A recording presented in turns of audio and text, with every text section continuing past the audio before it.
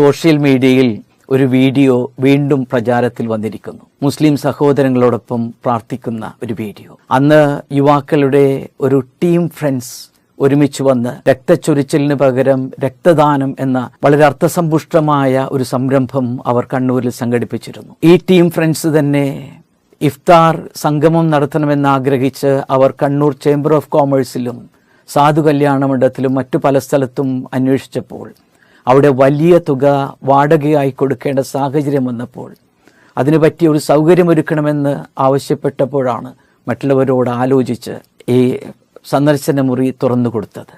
ഈ സന്ദർശന മുറിയിൽ അവർ പ്രാർത്ഥിക്കാൻ ഒരുമിച്ച് വന്നപ്പോൾ ഒരുപക്ഷെ ഞാൻ അവിടെ പോകരുതായിരുന്നു. പക്ഷേ ഞാൻ പ്രാർത്ഥിച്ചത് എൻ്റെ ക്രിസ്തുവിനോടാണ്. 40 വർഷത്തോളം പുരോഹിതനായി എൻ്റെ ജീവിതം സമർപ്പിക്കുകയും എന്നെ ശക്തിപ്പെടുത്തുകയും ചെയ്ത ആ കർത്താവിനോട് തന്നെ.